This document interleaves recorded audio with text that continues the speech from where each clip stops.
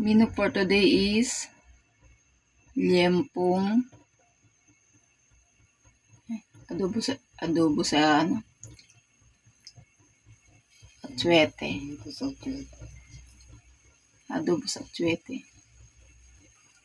So, ang ano lang po yan, ingredients mga kalabs. Asin, paminta, bawang, tsaka atsuete.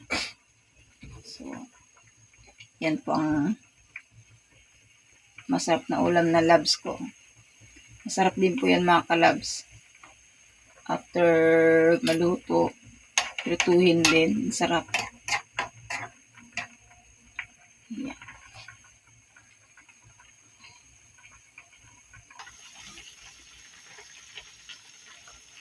So, yan, papalambot lang ng labs.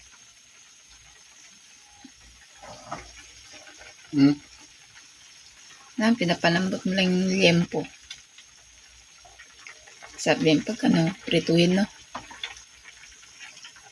Adobo sa atsuete, tapos pagka kain mo ng may sabaw, pag may tira, prituhin. Sarap. Makulay pa lang. Pinapakuloy. Kulang pa sa atsuete. Dagdagan pa atsuete.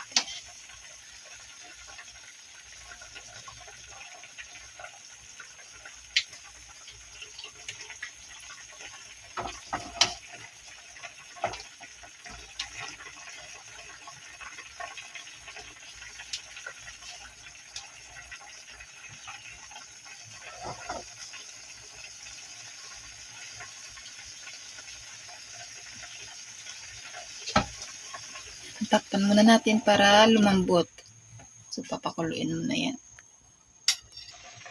So, dinagdagan uli ng atsuete ayon sa ating gusto na timpla.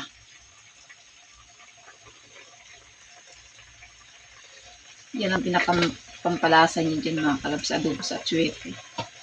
So, ibang version din po yan. Ibang menu.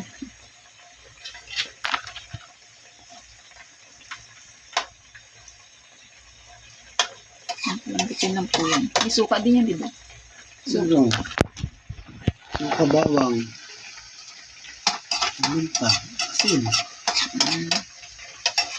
Tapos tubig. So, yun lang po yung timpla dyan mga kalabs. Try nyo rin po. Ang sarap sa liempo, adobo sa atsuete. So, yan. Papalambutin lang po natin yung mga kalabs. So, mas maganda lumambot yung baboy natin para mas masarap kainin, malambot. So, binabalik-baliktad lang ng labs para yung lasa. Parehas. Magpantay.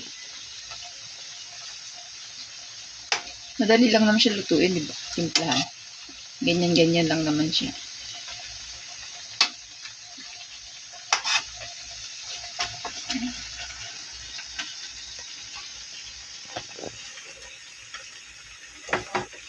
Natakbo ang kawali ng labs.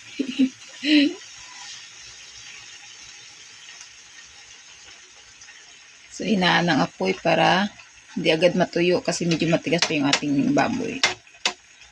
Ayan.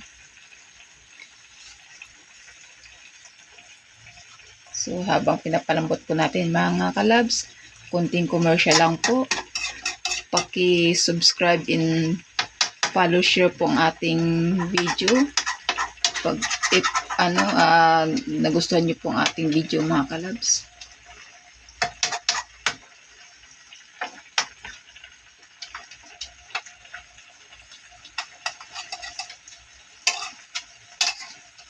Yan, thank you so much po sa lahat ng dumadaan sa ating mga videos. Thank you.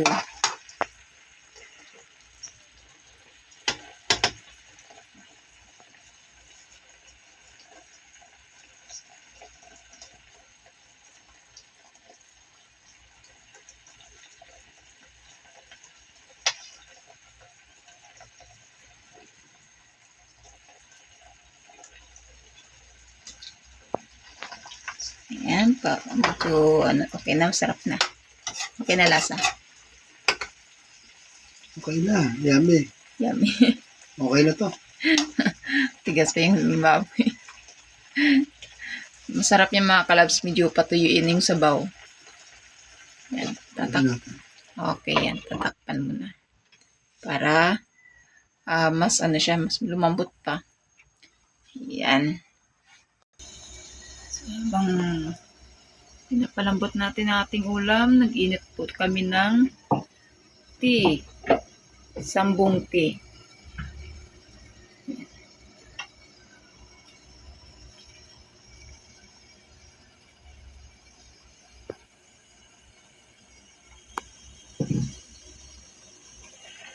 So, ayan.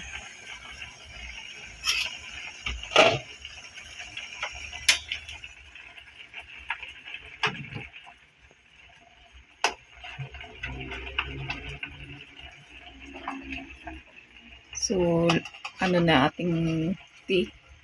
Yan ang ating kinakape pag every morning. Sambong tea instead na kape. So, ayan.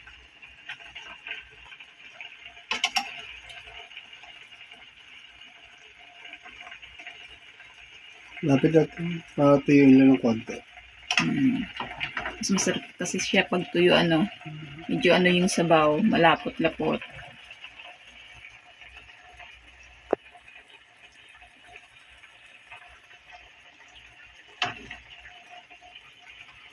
Okay na yun. Tingnan natin.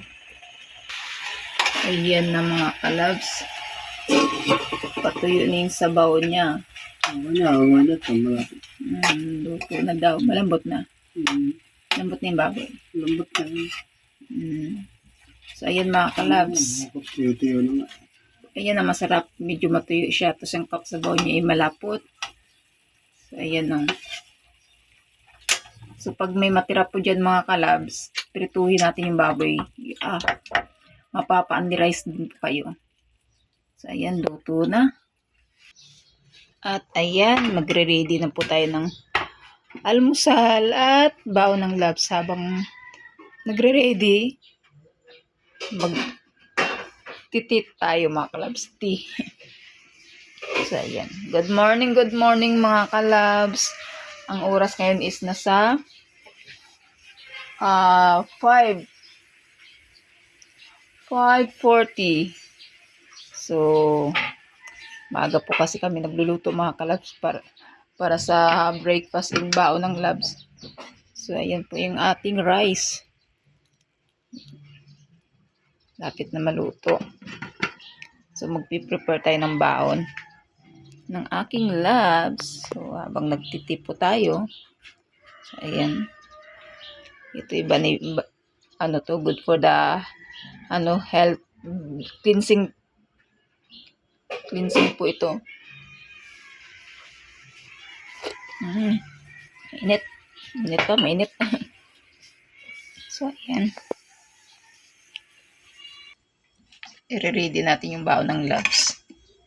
Baon niyang pang lunch. Para hindi na siya bili sa labas. Pinapabaonan lang natin siya ng ulam araw-araw pagkain sa lunch niya mga kalabs. Para tipid at siguradong sulit ang kanyang ulam. So, ayan. So, kunti lang talaga sabaw niya mga kalabs. So, sarap talaga to.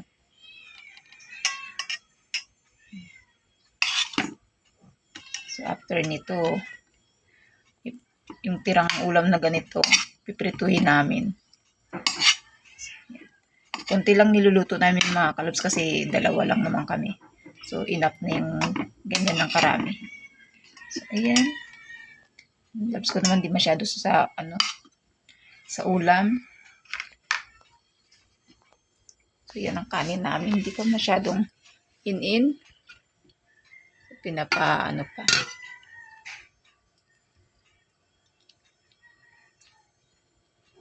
Kunti pa. Hindi pa masyadong in-in. So, yan ang ulam ng labs. At napabaunan din natin siya ng saging para sabay sa kanyang tanghalian. Saging din siya.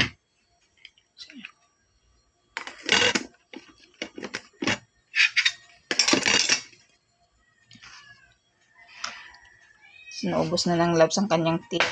Yung tea ko nasa, hindi pa.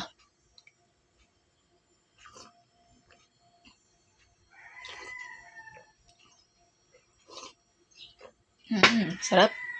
Maano sa tiyan. Ayan po ang ating gada for today mga kalabs. Ang ating inandang ulam is adobo sa atsuete. Liempo ang gamit. So ayan. Pwede nyo rin po gayahin yung ganyang luto mga kalabs. Masarap po. Hindi po kayo manghinayang sa niluluto nyo mga kalabs pagka ganyan. So tansya-tansya lang din sa pagtimpla para hindi masyadong maalat. So ayun lang sa ating panglasa. So ayan. Thank you for watching mga kalabs. Please subscribe to my channel and like, comment. Thank you so much.